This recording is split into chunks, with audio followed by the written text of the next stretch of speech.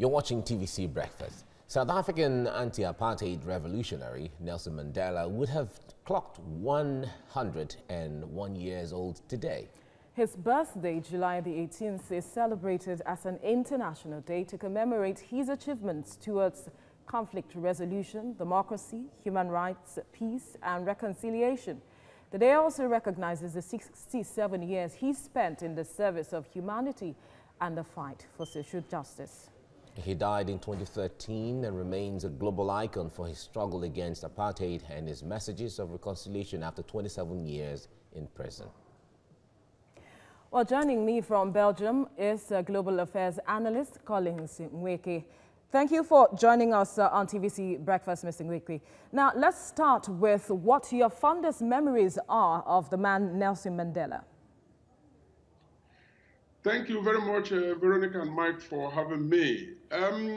My fondest memory of Nelson Mandela is actually his resilience.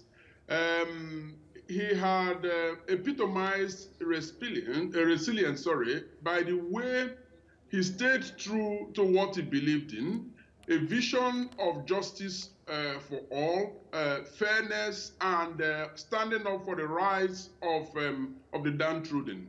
That had marked his life. That had also meant that it empowered him, it gave him the energy to actually withstand all the vagaries that apartheid actually brought on him, especially in the 27 years that he stayed in jail. And it had a lesson for all of us because at the time that he was president, he had every opportunity to remain in power longer than he did. But at some point, he thought, no, I've done my bit. Let me pass on the baton. And this is, something that other African leaders, should emulate. So, right. Yes, those are parts of the things that I remember him for. Now, let's talk about his 67 years that he spent fighting for social justice. Would you say that African leaders after him, so to speak, have been able to sustain that fight? Oh, certainly not. Certainly not. I think reverse is the case. We have seen the drama playing out in the courts of South Africa. Well, actually, it hasn't gotten to court, but at least the commission is looking at the misdeeds or the alleged misdeed of one of his successors, who came to power and turned public estate into his private estate. No. They haven't. The world, especially Africa, hasn't learned very much from Nelson Mandela, and it is expected that with the Mandela Day, which is July 18th every year, that we will continue to beat home the drum that it is time to reflect on what he stood for, especially in Africa, and begin to emulate that. And that's why I commend channels such as yours for taking the time, to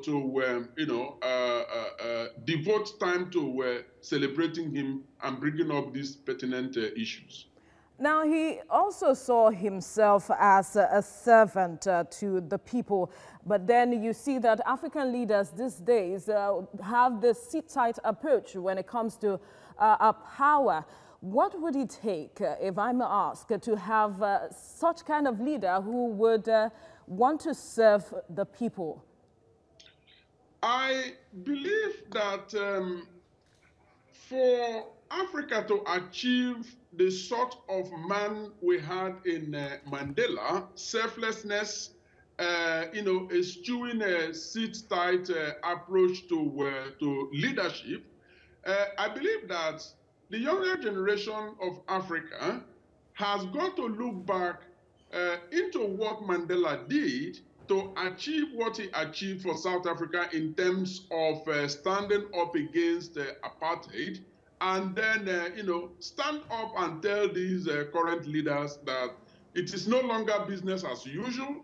I say this because there are signs that if such revolution doesn't take place, just like the one that Nelson Mandela initiated in South Africa, that it's simply going to continue unabated. So Mandela Day should be a call also for young Africans to get up. I'm not saying take up arms, because Mandela didn't take up arms in that sense, but do all that it takes to let your voice be heard and get the old patriarchs out of power and seize on the power. It doesn't fall on anybody's lap. You've got to fight for it, like we have seen in the Nelson Mandela example.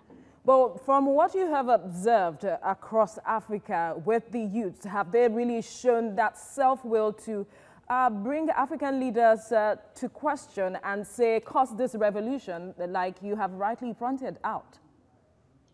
There are signs that the cloud is building up. Now, let us not forget that the generation before now, our generation and the generation before us, have actually failed these African youths so woefully that the youths are dejected. But I see signs now that African youths are beginning to get themselves out of the corners that our generation and the generation before us have put them in, and are beginning to take the bulls by the horns. They need support, and I can only see the momentum building up.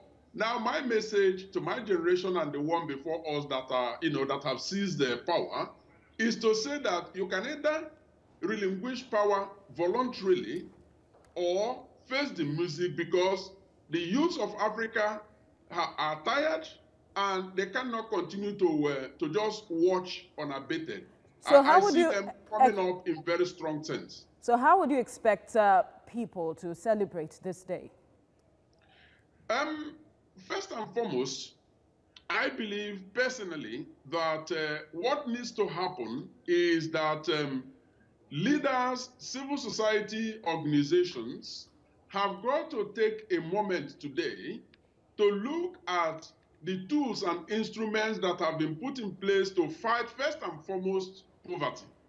What are the anti-poverty policies that each and every country, not only in Africa, but also in the developed world, have put in place? Because what we see is that even in the developed world, places, like where I am today and serve as counselor, people, instead of fighting poverty, they begin to fight the poor.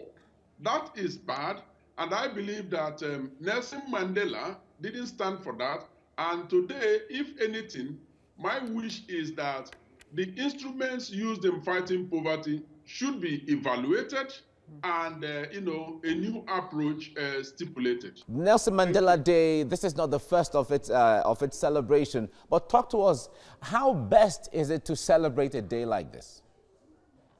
Well, from my own personal perspective, and I believe that the United Nations that actually instituted this day as Mandela's Day agrees with that, is that it is a day for sober reflections. Sober reflections in terms of what kind of world are we living in, and what kind of world do we want to bequeath to our children and generations to come?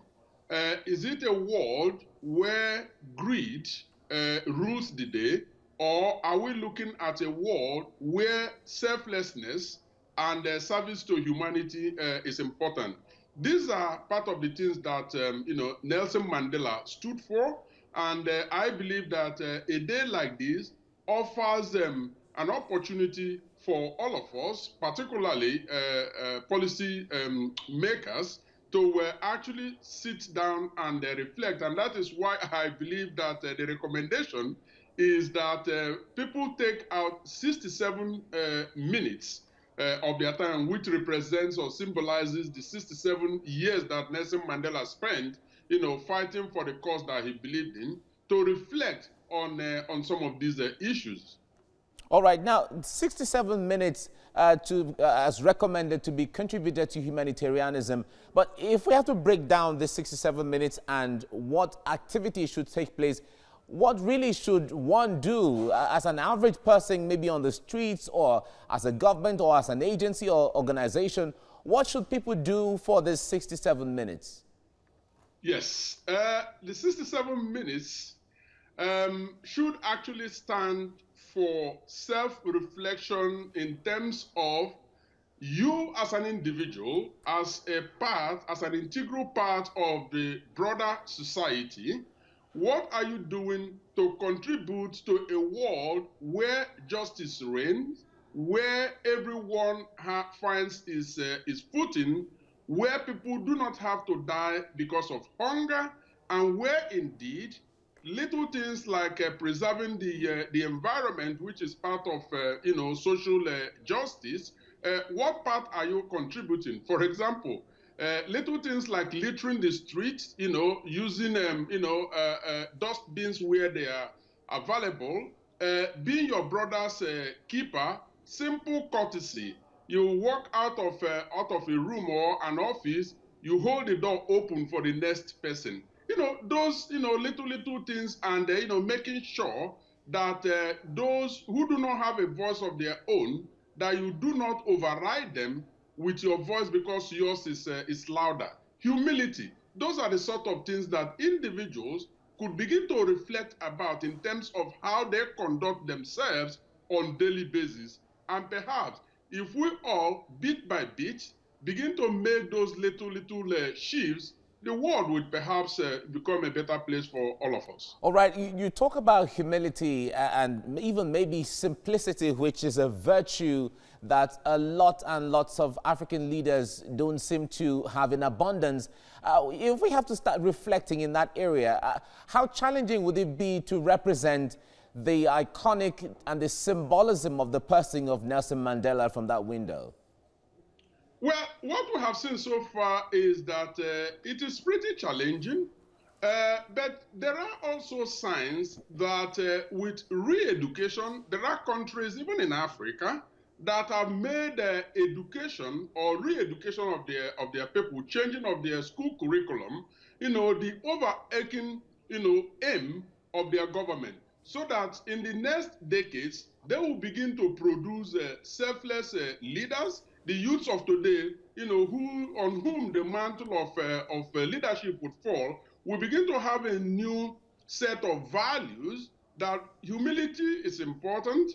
Simplicity is also something that the world needs more than ever before. Yes, it is challenging, but I believe that reviewing our curriculum, our school curriculum, empowering parents to be better parents in terms of, doing their bits as regards formal or preschool education. These are all very little but important, steps All right. that could lead to a better world for all of us.